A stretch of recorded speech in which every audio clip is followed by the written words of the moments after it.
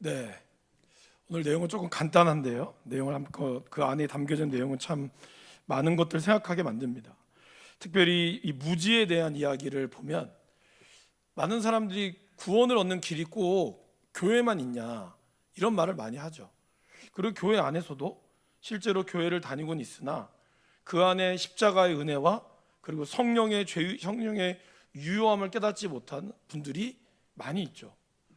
그래서 교회를 나오는 난 주일은 한 번도 안 빠진다 라고 얘기하시지만 정작 그 안에 예수 그리스도의 십자가의 사건과 믿음의 고백이 없이 그냥 다니는 분들도 있다라는 겁니다. 어떻게 보면 그런 분들까지 넓은 의미에서 보면 무지라고 할 수 있습니다. 지난 시간에 크리스천과 소망은 기쁨의 산에서 4명의 목자, 복음이 가지고 해야 될 복음을 전하는 사람이 필요한 4가지를 얘기했던 거죠. 지혜와 지식, 경계, 성실. 그리고 이제 이들을 만나서 기쁨의 산에서 이제 마지막으로 천성문을 향하는 만원경, 믿음을 통하여 볼 수 있는 것을 보고 이제 그들에게 축복과 당부의 말씀을 전한 다음에 처음 만난 곳이 누구입니까? 기만의 나라에서 온, 자만의 나라에서 온 무지라는 사람을 만났습니다. 근데 그는 어떻게 들어왔죠? 새끼를 따라 들어왔다 그랬어요. 그래서 크리스찬이 좁은 문으로 들어오지 않고 새끼를 따라 들어온 이 사람에 대한 이야기를 계속하는 거죠. 무지는 어떠한 사람이라고 자기 자신을 소개하고 있습니까? 자기 자신이 종교적 행위에 열심이 있는 사람이라고. 그래서 자신은 구원받았다라고 생각하는 사람이죠. 지식은 있지만 지식이 없는 열심을 가지고 있고 자신의 종교적 행위로 인해서 스스로 의로움에 빠져 있는 사람을 얘기하는 겁니다. 그러니까 자기가 정말 열심히 하고 나는 뭐 교회도 열심히 하고 나는 다른 사람들도 뭐 이렇게 나쁜 짓 하지도 않고 11조도 잘하고 이런 모든 것들을 다 하고 있기 때문에 자기는 아무런 문제가 없다라고 얘기를 하는 거죠. 이런 거에 대해서 로마서 10장 2절에서 3절은 이렇게 얘기합니다. 그 다음 페이지 한번 읽어보실까요? 2절 3절을 같이 한번 천천히 읽어보겠습니다. 내가 증언하노니 그들이 하나님께 열심히 있으나 올바른 지식을 따르는 것이 아니니라. 하나님의 의를 모르고 자기 의를 세우려고 힘써 하나님의 의에 복종하지 아니하였느니라. 제가 예전에 여러분에게 한번 소개했던 사람이 한 명 있었죠. 바로 다윗 옆에 있는 요압. 성경에서 사무엘 하를 이야기를 하면 다윗만큼이나 많이 등장한 사람이 요압입니다. 그죠? 요압은 정말 다윗에게 충성했던 사람이죠. 그러나 결국 다윗은 마지막 솔로몬에게 유언할 때 뭐라고 얘기합니까?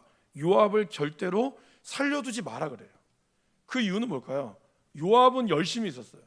어쩌면 다윗이 했던 모든 범죄들도 다 뒤치다꺼리를 했던 사람입니다. 그러나 다윗이 요압을 경계했던 이유는 요압이 하지 말아야 될 것들에 대해서 그가 순종하지 않았다라는 겁니다. 자기의 힘과 자기의 위력으로 다윗보다 더 많은 일들을 했죠.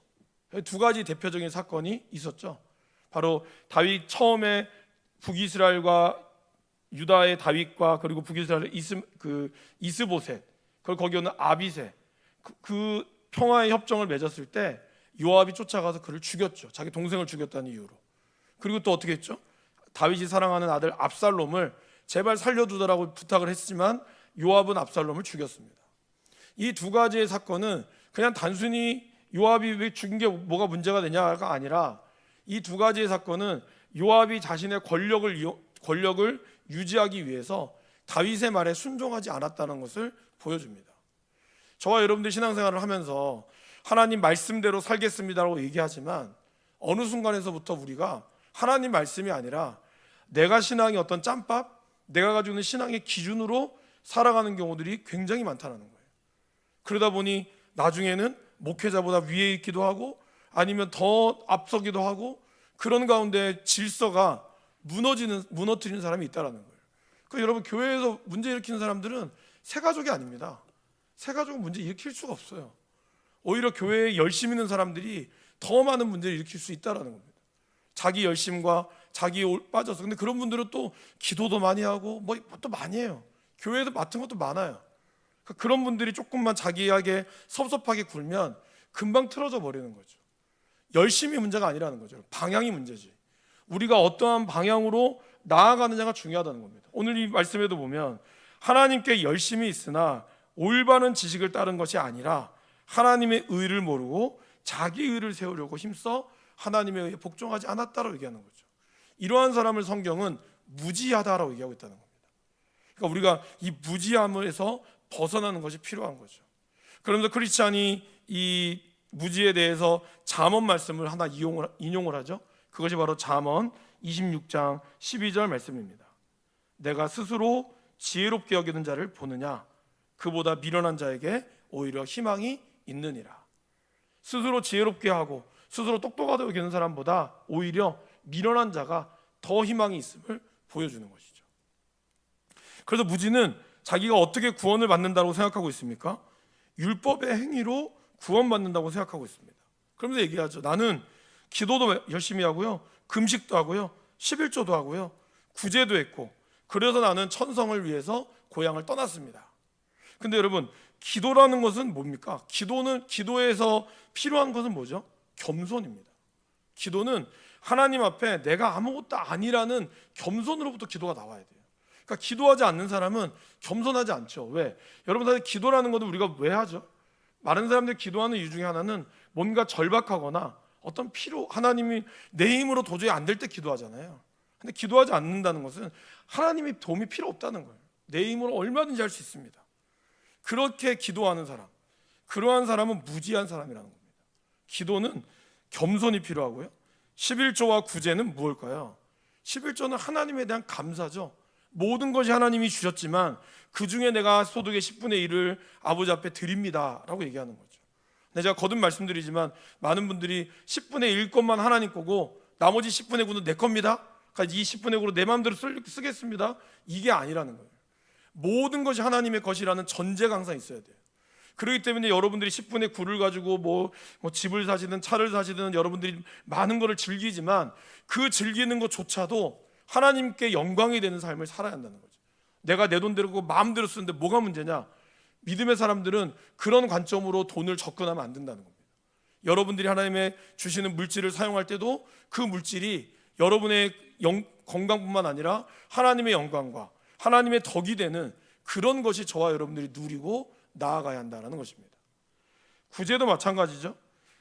가난한 자들에 대한, 어려운 이들에 대한 그런 사랑이 있을 때 우리가 구제가 되는 거죠. 그냥 뭐 한 푼 적선하듯이 그런 건 구제가 아니라는 겁니다. 진정한 구제는 그 영혼의 마음을 담는 그것이 중요하다는 겁니다. 그렇기 때문에 물론 액수도 중요하겠지만 그 액수에 내가 어떤 마음을 담느냐, 긍휼함이 있어야 한다는 것입니다. 그래서 오늘 이 무지에 대한 무지의 정말 문제는 뭐였을까요? 거듭남이 없는 외적인 개혁은 아무런 의미가 없다는 거예요. 아무리 좋은 일을 많이 해도 그 안에 하나님이 주시는 은혜에 대한 거듭남이 없이 그냥 뭐 이렇게 하는 거는 결국에는 의미가 없다라는 겁니다. 그래서 갈라디아서 2장 16절 말씀 같이 한번 읽어보겠습니다. 사람이 의롭게 되는 것은 율법의 행위로 말미암음이 아니요 오직 예수 그리스도를 믿음으로 말미암는 줄 알므로 우리도 그리스도 예수를 믿나니 이는 우리가 율법의 행위로서가 아니고 그리스도를 믿음으로써 의롭다함을 얻으려 함이라. 율법의 행위로서는 의롭다함을 얻을 육체가 없느니라. 그죠? 여기 사도 바울은 얘기하고 있습니다. 우리가 의롭게 되는 것은 율법의 행위가 아니라는 거예요. 오직 예수 그리스도를 믿음으로 말미암았다는 거죠. 그러게 우리는 끊임없이 두렵고 그리고 경외함으로 나아가는 거죠. 오늘 이제 마지막 질문이지만 마지막 질문에서 9번에 보시면 이 배교가 끌려가잖아요. 끌려가는 걸 보고 이 크리스찬과 소망이 벌벌 떨었다 그랬어요. 이들이 벌벌 떨었다는 것은 뭘까요? 그들 안에 나도 죄 가운데 있을 수 있다라는 그런 겸손의 모습이었다는 거죠. 저걸 지나가면서 저거 봐라, 저 배교하니까 저렇게 됐지, 남의 이야기가 아니라 저것이 나의 이야기도 될 수 있다라고 하는 늘 언제나 두렵고 떨리는 마음이 있었기 때문에 그거를 존 버녀는 벌벌 떨었다라고 표현하고 있는 거예요. 그러니까 정직한 심령을 가진 자, 내 안에 있는 정직한 심령을 가진 자는 다른 사람을 비판할 여력이 없어요. 지금 내 코가 석자인데 뭐 남의 일을 우리가 신경 쓰겠습니까? 내가 끊임없이 나를, 너희가 믿음 안에 있는가 너희 자신을 언제나 시험하고 보라고. 그런 자가 정직하고 그런 사람이 하나님 앞에 의로운 자라는 것을 역설적으로 보여주고 있다라는 것입니다. 또 갈라디아서 5장 4절 말씀에 보면 율법 안에서 의롭다함을 얻으려 하는 너희는 그리스도에게서 끊어지고 은혜에서 떨어진 자다라고 바울은 아주 강력하게 이야기합니다. 특별히 갈라디아서는 바울이 1차 전도 여행 때 간 교회죠. 그렇기 때문에 여러분, 우리도 마음이 그렇잖아요. 우리가 처음 간 곳이 얼마나 마음이 막 쓰겠어요, 그죠? 그 갈라디아 지역을 돌면서, 갈라디아 지역을 돌 때 사도 바울의 마음이 또 거기서 막 돌 맞아서 기절해가지고 루스와 이 더베라고 하는 곳은 쫓겨나기도 하고, 루스드라와 더베에서는 죽은 줄 알고 사람들이 집어 던졌잖아요. 그런 가운데서 바울이 1차로 바나바와 함께 복음을 전했던 곳입니다. 그러니까 얼마나 바울의 마음이 막 그 열정이 있었겠어요. 근데 복음을 전하고 나서 돌아와서 다시 수리아 안디고로 돌아와서 이야기를 들어보니, 이 갈라디아 지역에 바울이 가고 나서 유대인들이 와가지고 믿음이 아니라 할례 못 받으면 너희 그거 못 받은 거야, 갑자기 다른 복음이 들어온 거예요. 그러니까 이 바울, 여러분 바울도 한 성깔 하잖아요. 이 젊을 때 바울 아닙니까? 이 한 성깔 하는 바울이 얼마나 열받았겠어요. 갈라디아서에 보면 인사말이 없어요. 갈라디아 잘 읽어보세요. 보통은 모든 이 서신서마다 인사가 있잖아요. 뭐 예수 그리스도의 종 바울은 너희에게 문안하노라. 근데 갈라디아서에는 그냥 예수님의 종 시작하고 바로 들어갑니다. 그만큼 바울이 아마 마음이 격양되었던 것 같아요. 그러면서 왜 다른 복음을 전하느냐, 그러면서 바울이 그렇게 얘기하죠. 다른 복음을 전하면 천사라도 저주를 받을 거라고 아주 강력하게 이야기합니다.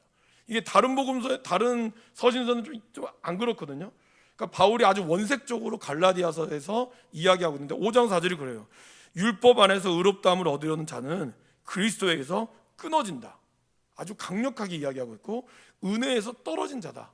근데 그만큼 저와 여러분들 신앙생활을 하면서 하나님의 우리가 의로운 생활을 해야 되죠. 그러나 그 의로운 생활조차도 하나님의 은혜 없이는 안 된다. 이 믿음의 고백이 끊임없이 우리 가운데 있어야 한다는 거죠. 근데 무지는 그런 것이 없었죠. 자, 4번 질문을 보시면요, 무지에게 없는 것은 계속해서 나오는 내용이지만 성령의 유효한 역사가 없었다는 겁니다. 그러니까 죄를 깨닫는 각성도 없었고요, 자기는 지금까지 눈으로 보이는 구제도 많이 하고 11조도 많이 하는데 뭐가 문제냐? 죄에 대한 각성, 십자가 사건의 믿음이 없었다라는 거예요. 그래서 요한복음 3장 3절에 예수님이 하셨던 말씀이죠. 우리 같이 한번 읽어보겠습니다. 예수께서 대답하여 이르시되 진실로 진실로 내게 이르노니 사람이 거듭나지 아니하면 하나님의 나라를 볼 수 없느니라. 예수님이 얘기하셨어요. 사람이 거듭나지 아니하면 하나님의 나라를 볼 수 없다. 그러니까 우리는 끊임없이 하나님 앞에서 우리가 다시 거듭나야 한다는 것입니다. 이러한 무지는 순례의 길을 너무 쉽게 믿는 풍조에 빠져 있었죠. 그리고 힘들고 어려운 이런 좁은 문과 십자가 언덕을 통과하기보다는 쉽고 순례의 길로 쉽게 순례의 길로 들어올 수 있는 새길을 선호하고 있었습니다. 마태복음 7장 13절 말씀입니다. 좁은 문으로 들어가라. 멸망으로 인도하는 문은 크고 그 길이 넓어 그리로 들어가는 자가 많다라고 얘기하고 있죠. 무지에 대한 내용을 약간 결론을 내리면, 무지는 인생의 어떤 목적이, 인생이 전적으로 부패되었다는 것을 모르고 있어요. 그리고 죄인은 오로지 그리스도의 의를 통해 구원받는 것도 모르고 있었어요. 그러게 자기가 의로운 행동을 했기 때문에 자기는 구원받을 수 있다고 얘기하는 거죠. 성경은 그거에 대해서 분명히 얘기하죠. 나는 너를 모른다라고 얘기한다는 거예요. 많은 사람들이 교회가 너무 배타적이다, 우리가 여러 가지 부분에서는 포용해야 되지만, 그러나 구원에 있어서 우리를 붙잡는 그 구원자 예수 그리스도에 있어서는 우리는 철저하게 배타적이 되어야 됩니다. 그거에 대해서는 우리가 놓치면 안 돼요. 그거를 붙잡고 그 다음에 여러 가지 것들을 열어놔야 되지, 이거를 열어놓고 다른 거를 자꾸 똥꼬집을 부리면 안 된다는 겁니다. 이러한 모습이 우리 안에 있으면 안 된다는 거죠. 그래서 무지에게는 성령의 은혜로운 사역에 인한 거듭남의 필요성도 지식도 없었죠. 자기중심적이었고 결국 이것이 자기 기만, 교만의 나라에서 온 무지의 모습을 보여주고 있습니다. 그러게 저와 여러분들 끊임없이 내가 신앙생활을 하면서 정말 하나님이 말씀 안에 내가 잘 세워지고 있는가, 우리 자신을 보는 것이 필요하다는 것이죠. 여러분들 아마 뭐 아침에 일어나시면은 사람마다 좀 다르시겠지만 몸무게를 재시는 분도 계시죠. 내가 살이 쪘나 안 쪘나. 저도 아침마다 봅니다. 교회에서 준 그 있잖아요, 저울 그 보서 좀 쪘는지 안 쪘는지, 뭐 체지방까지는 모르겠지만 그냥 기본적으로 내가 내 몸무게가 뭐 나갔으면 많이 먹은 거고, 이런 어떤 나의 어떤 객관화가 필요하다라는 겁니다. 말씀의 객관화가 필요하죠. 말씀의 저울에 올라가서 나의 영적인 몸무게가 지금 비만이 됐는지 아니면 정말 적당하게 있는지 이거를 잘 봐야 한다는 거예요. 그러지 않고 그냥 아무런 문제 없다고 여겨지면 그 순간 나도 모르게 병이 드는 그러한 모습이 있다라는 겁니다. 그래서 정기 검진도 잘 하셔야 되잖아요. 건강 검진도 2년에 한 번씩, 또 뭐 생애 주기에 따른 건강 검진도 잘 해야 암도 쉽게 발견할 수 있고, 암이 없으면 더 좋고. 근데 그걸 너무 우습게 보면 안 된다는 거죠. 마찬가지로 영적인 자기 검진도 늘 우리 안에 있어야 하고, 그리고 공동체의 이런 교제 가운데서도 내가 나의 신앙의 모습들을 같이 보면서 서로 점검해 나가는 것이 늘 필요하다는 겁니다. 자, 그런 가운데 이제 크리스천과 소망은 이제 어떻게 할까 막 고민하다가 결국 무지를 뒤로 놔두고 우리가 먼저 가자, 그 스스로 생각하게 냅두자 하면서 가게 되죠. 가는데 어디로 들어가게 됐습니까? 아주 어두운 길에 들어가게 되었다고 표현합니다. 그죠? 거기서 한 사람이 7가닥에 강한 밧줄에 묶인 채 7 귀신에게 끌려 나오는 것을 보았죠. 그리고 귀신은 예전에 순례자들이 보았던 언덕 옆 문으로 끌고 가고 있었다고 표현합니다. 그럼 이 사람 누굴까요? 아까 우리가 봤지만 변절이라는 이름이었습니다. 끌려가고 있는 사람은 백여 마을에 살던 변절이었습니다.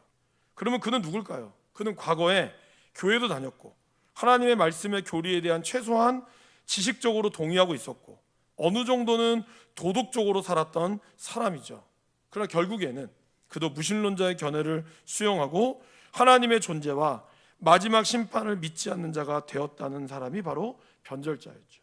그의 등 뒤에 붙어있는 내용은 바람둥이 교수요 저주받을 배교자라고 써 있었습니다. 바람둥이라는 것은 여러분 뭐죠? 양다리 걸쳤다는 뜻이죠. 이 사람이 한편으로는 신앙생활을 주일에는 교회 와서 열심히 하는 척 했고, 그러나 월요일부터 토요일까지는 한편으로 또 세상에 빠져서 그런 이중적인 잣대로 살아갔던 바람둥이와 같은 사람을 이야기했습니다. 그리고 이들이 어두운 길에서 만났다라는, 어두운 길에 들어가게 되었다고 하는 것은 교회 역사 가운데서 고난과 핍박의 시기를 뜻합니다. 그러니까 우리가 믿음의 길을 걸어가는 그 길이 항상 장밋빛이면 참 좋겠지만, 늘 기쁨의 산처럼 머물러 있으면 좋겠으나, 그러나 교회의 역사에서는 늘 박해와 그로 인한 핍박이, 엄청난 핍박이 있었다는 거죠. 그리고 거기에서 나오는 변절자들, 배교자들이 있었다라는 겁니다. 하나님의 말씀에 적들이 의해 공격당하고 결국에는 진리를 포기하고 배교하는 것들이 많았죠. 그래서 그거를 위해서 쓴 서신서가 무엇일까요? 그 히브리서입니다. 히브리서는 바로 100년 전, 약 90년에서 100년 전 70년의 유대 얌리아 회의를 통해서 유대인들 중에 예수를 믿는 사람에 대해서 철저하게 자기들의 공동체에서 배제시켰어요.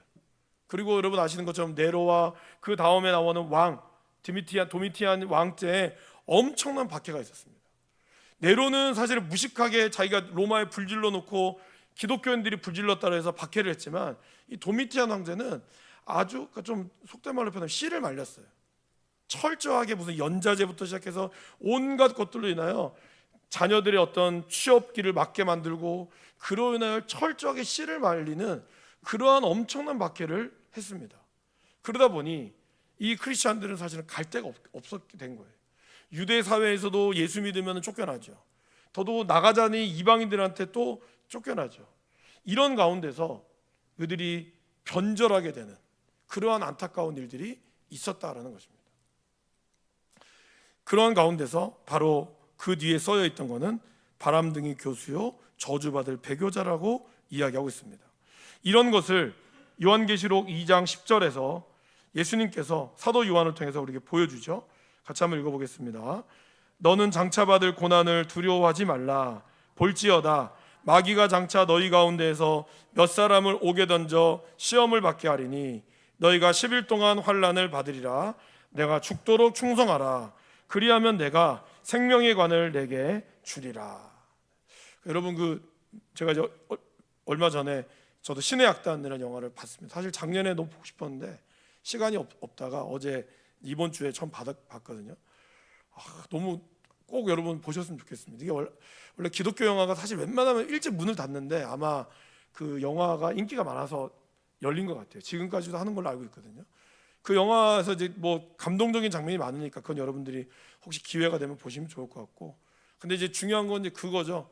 그들이 그 실화를 바탕으로 한 거니까 얼마나 그 북한 안에서 복음을 위한 그 말씀을 사모하고 그리고 거기에서 이렇게 나아가는 그 모습이 정말 우리가 진짜 신앙생활을 우리가 편하게 하고 있구나, 감사하면서도 그런 가운데 저들이 그 믿음을 지키고 있는 그 모습이 참 이게 감동으로 오더라고요.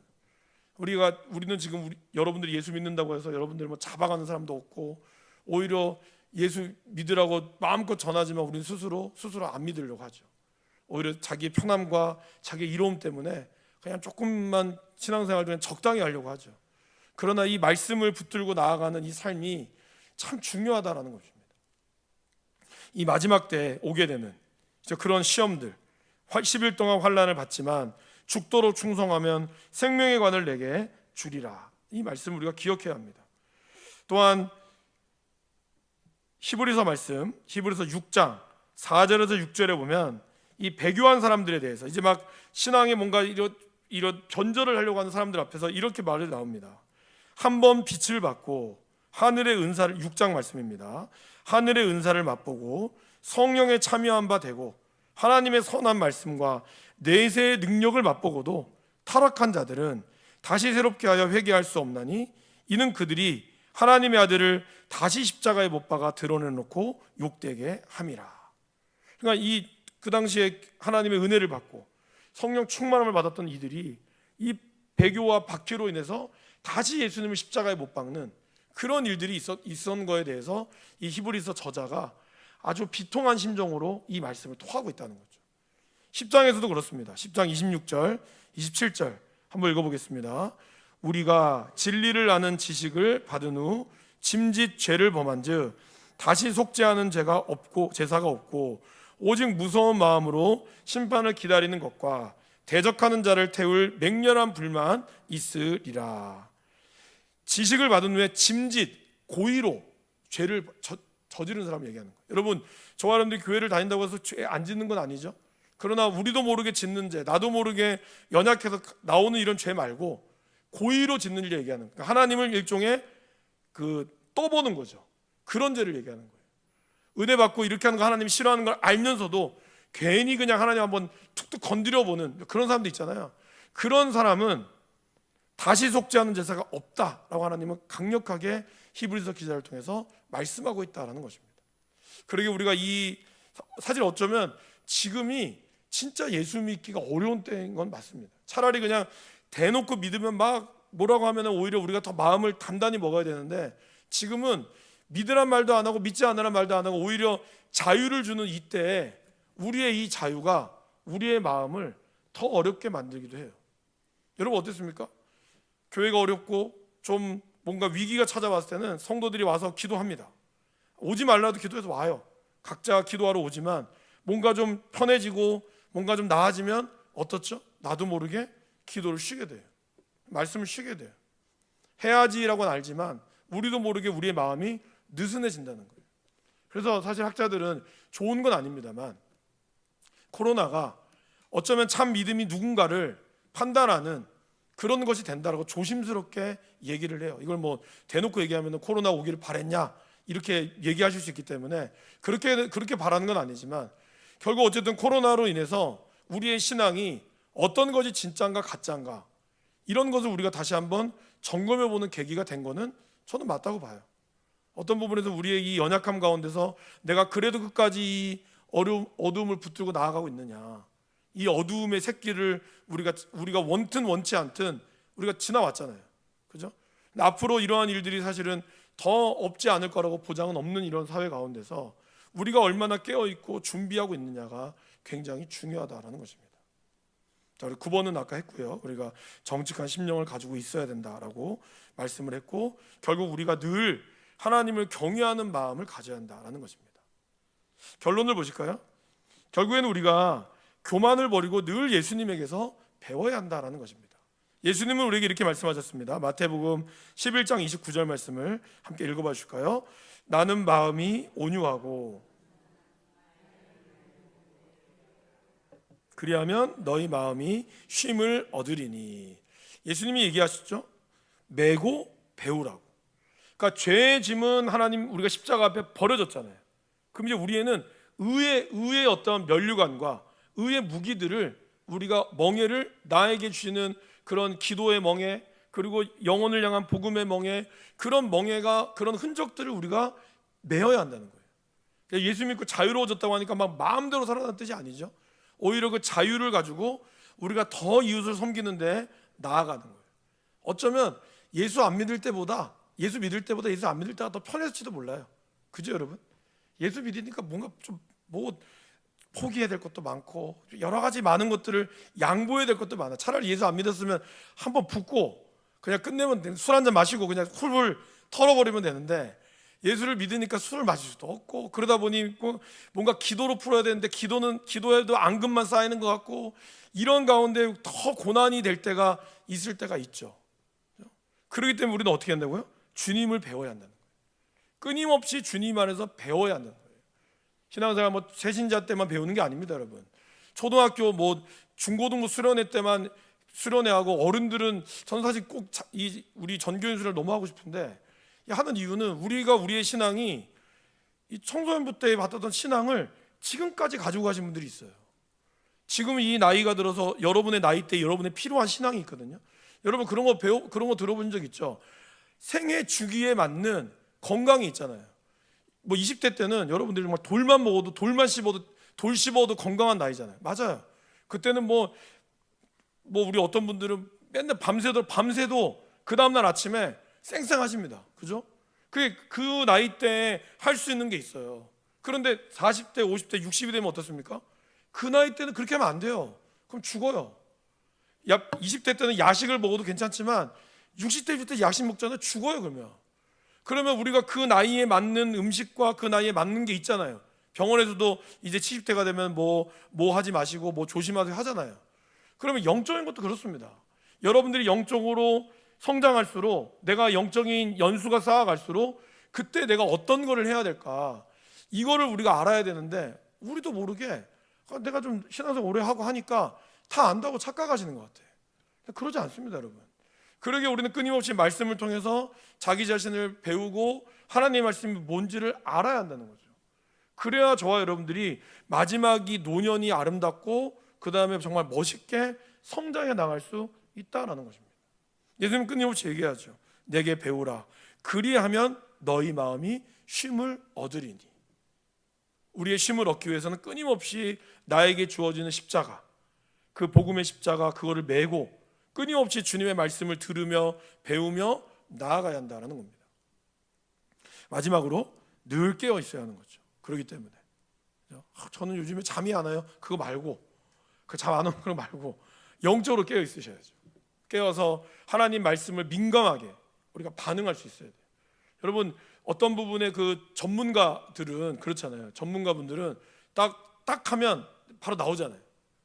뭐 무게도 그렇고 어떤 그람도 그렇고 딱 하면 저게 진짜인지 가짜인지 대번에 아시잖아요. 그러니까 우리가 영적인 고수가 된다라고 하는 것은 하나님의 말씀이 딱 들었을 때, 그리고 저 어떤 사람의 이야기 들었을 때 뭐 판단하는 건 아니지만 저게 뭔가 좀 가짜다, 진짜다, 그리고 영을 분별할 수 있는 그런 능력이 있다는 거예요. 그런 것들이 있으려면 우리가 늘 말씀으로 늘 하나님과 영적인 통로가 항상 열려 있어야 하는 거죠. 그리고 이것이 혼자 안 되니까 이런 공동체를 통해서 서로 섬기며 같이 도와주며, 그리고 우리가 복음으로 무장하고 있어야 하는 거죠. 구원의 투구와 진리의 허리띠를 메고 복음의 신을 신고, 그 다음에 의의 흉배를 붙이고 성령의 하나님의 말씀을 붙들고 믿음의 방패를 세우고, 이런 것들을 무장하면서 우리가 한 걸음 한 걸음 걸어 나가야 한다라는 것입니다. 그래도 이런 것들이 혼자 안 되니까 같이 공동체가 서로 세워주고 나아가는 그런 모습이 우리의 이 교회와 저와 여러분들의 삶에 있기를 간절히 바랍니다. 우리 말씀을 기억하시면서 찬송가